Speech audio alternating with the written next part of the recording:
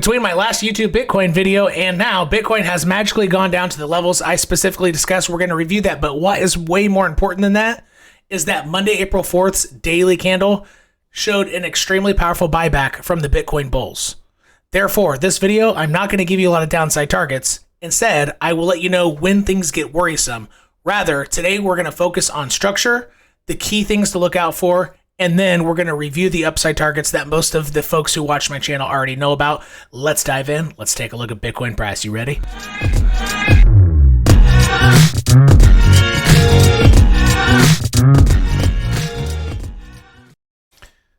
Here is from my last video that I made, I believe, on Wednesday of last week.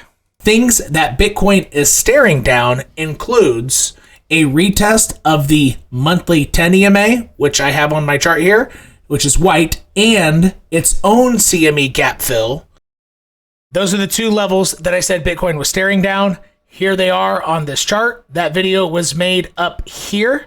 And during that video, hitting those levels was the second most probable scenario. And I got a few messages about that. And this is why I want to go over it. Not just because it magically hit the exact levels, because it was a gap fill. It's not that difficult to put a box around the gap fill. However, a lot of people asked, well, what about upside targets in that video? And here's something for everybody here. There are most probable situations that become that they just get erased, right? And then the second most likely thing happens. That occurs all the time. And in that video, I stated one closure of a 4-hour candle below this yellow line, or the 21 EMA of the 4-hour. And it happened a few hours after that video. One candle closure, then the second most likely scenario, or these targets, become the first most likely at that exact moment. And that's why I gave that heads up. In that video, I gave the most probable scenario at the time was upside targets, and the second most probable scenario, which was these downside targets. And I gave you in that video the exact moment that the second most probable became the first most probable when the probabilities flipped. In this video, I'm not going to focus as much on that because I'll tell you what, it looks like Bitcoin really wants to race up, and here's why I'm excited about this.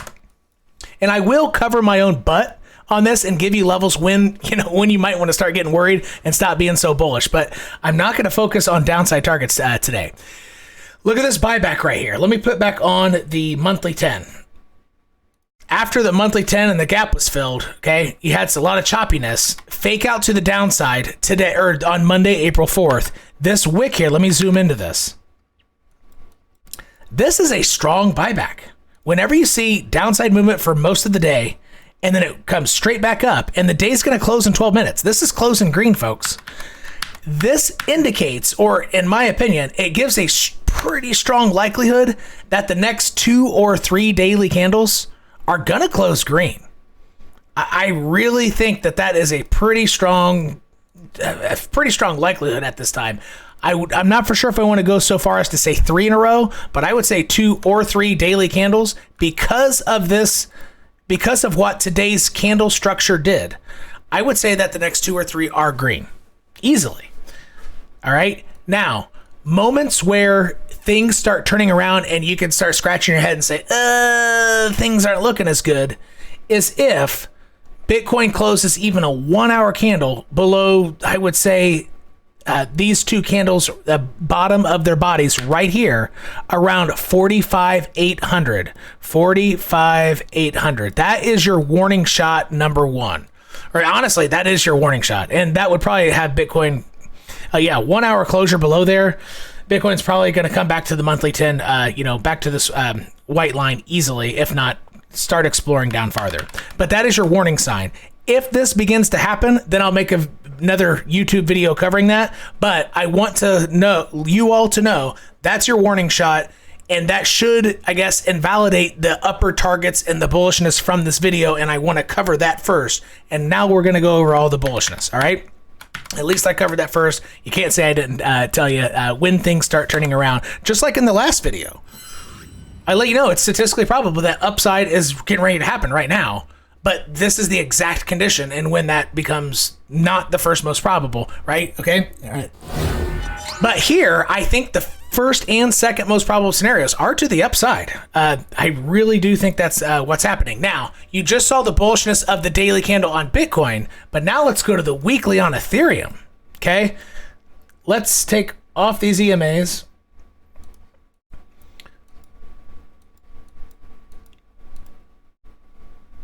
There we go. Try to ignore my yellow lines here. These are more my micro time frame type of stuff in here. But anyway, three candles in a row that are green. Let's go ahead and take a look at what the weekly Stokes are doing. Weekly Stokes are fairly erect, getting into the bullish control zone. I mean, Ethereum is looking pretty hot. You know, you're having a slowdown of the RSI so that the EMA can catch up, which is healthy. Ethereum versus Bitcoin chart is having a weekly bullish cross. Check this out. I'm starting to get the hiccups because I just ate dinner. Let me take off price. Look at this. That is a bullish cross. The weekly 10 going above the weekly 21. That is a mega bull cross. Let's take a look at what happened to Ethereum versus Bitcoin the other times that this has happened. Crossed here. What happened? Kablam. That's pretty good. Crossed here. What happened? Kablam. Big move up. That's pretty good. Crossed here. What happened? Kablam. Then a lot of consolidation. You know, it looks like a half a year, and then it went up higher. But in general terms, it looks like Ethereum might turn into our market leader for the next couple of weeks. And I would say that Ethereum alone has a chance to hold this market up for, I don't know, it could be a couple months. I'm not going to go so far as to say that as a most probable situation right now. However, and that does align still with my idea that capitulation will happen in summer 2022. Or has that's my origin wave theory, and I can link you to that whole on video that I made back in November, December on origin wave theory and why I thought capitulation wouldn't happen until late summer, probably July, June to August roughly.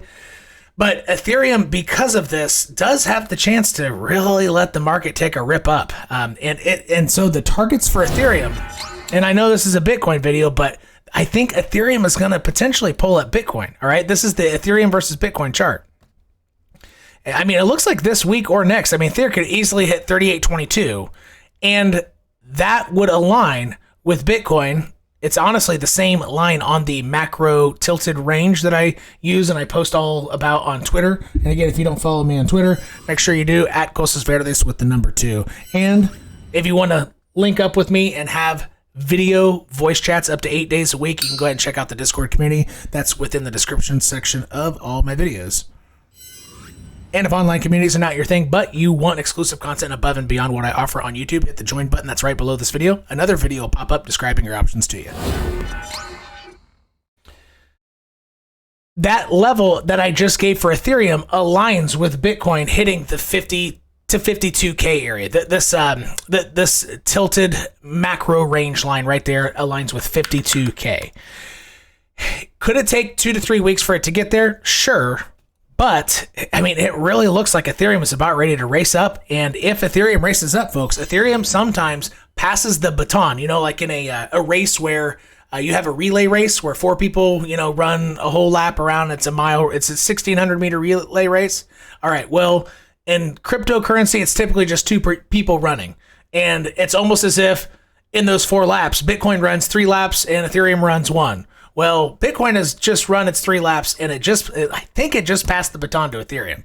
And I think Ethereum price analysis is going to be pretty critical in your Bitcoin analysis as well, and my Bitcoin analysis moving as well. All right, these are some of the reasons why I'm pretty bullish on Bitcoin, at least for this week, is because of this daily candle buyback on Bitcoin, which we saw at the beginning, plus Ethereum's bullish cross on the ETH versus Bitcoin chart, and Bitcoin, you know, going to take a break, I guess, and it's going to pass the baton to Ethereum, which can pull the whole market, including Bitcoin, up. These reasons combined, I would say that the next 2 to 3 days, we could easily see nice green candles that lead us over our previous local highs of 48.2 over here back from March 28th.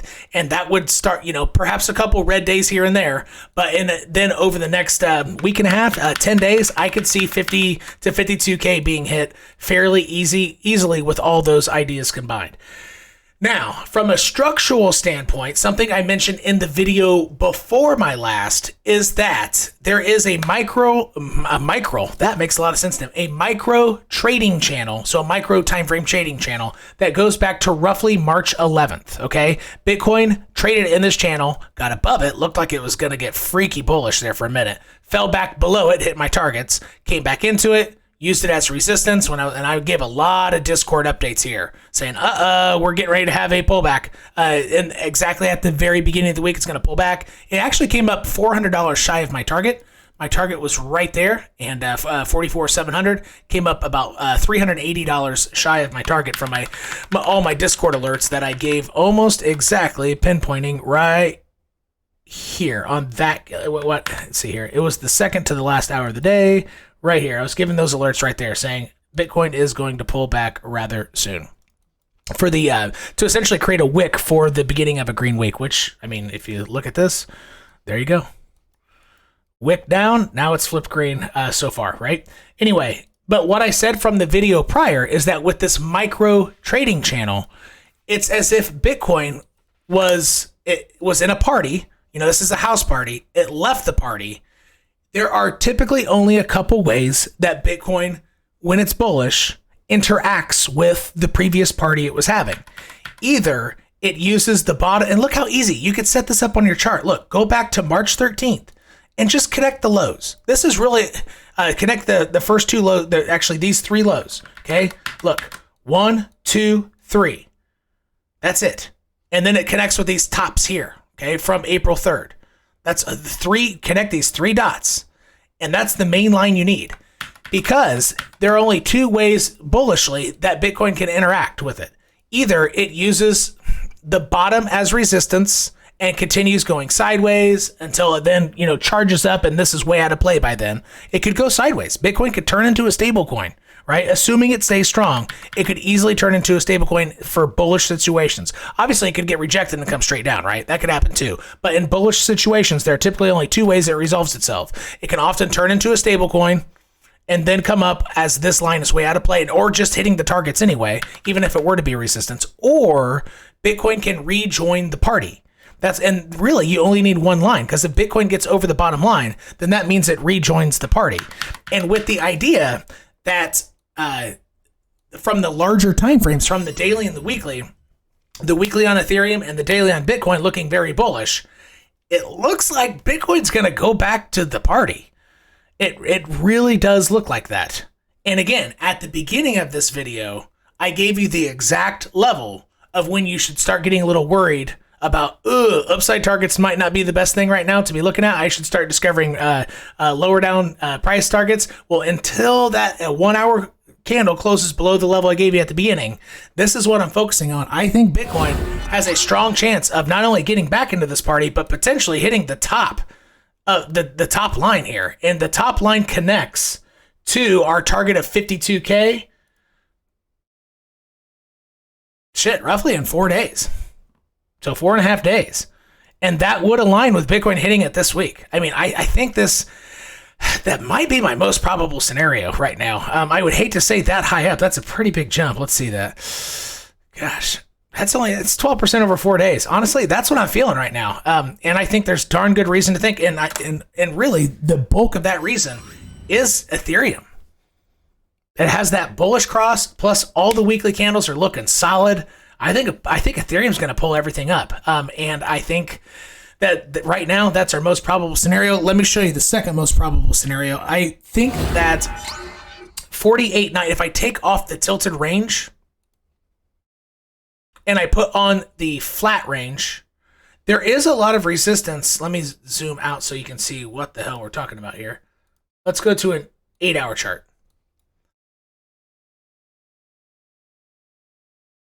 This line right here. A lot of resistance areas, What could happen is Bitcoin could have some trouble getting over this line before it hits the 52 marker from my tilted range. Again, this is not a tilted range. However, this range has been working quite well. Bitcoin could get just above. Okay, so now let me zoom into this area. But that's the reason why that line is there. That's what that line means. It's gotten a lot of play in the past. And how would that align with our microstructure here? Well, let's take a look. Maybe I should have had this prepared before the video. All right. I think Bitcoin could easily have some trouble at this line, which means it comes up to the point of control, gets rejected, comes down for several days, maybe even wicks below the house party, comes back into the party, and then heads up. You could get a nice strong pullback. I don't know, that looks like 3% or so, and that could equate to 2 to 3 red days even. Right? That's, I mean, 3%, that's not a ton for Bitcoin, but that could be a couple red days. You could easily have a fairly decent pullback in the journey up to 52K. And I think if that were to happen, I would really kind of stare at actually just 48888. That should be pretty easy to remember. That's a pretty solid horizontal, but that would be my second most likely, is that it has trouble with that horizontal. What it does after that, I'm not so sure. It could just fall right back down, especially if traditional markets go. But that is my second most likely, is Bitcoin doesn't just fly up to 52K or 50 to 52K, rather has trouble at 48,888. And then we'll revise what happens from that point. That would be my second most likely. If you want to watch the video on why I've been thinking that July 2022 is potentially the capitulation month, why I've been thinking that for about 5 months or so, go ahead and watch this video right here. If you want to see my last Bitcoin video so you can see how the heck I knew to look at those downside targets and why the probabilities flipped the way they did, go ahead and click this video right here. You just got Tzimified Worldwide. We'll see you later.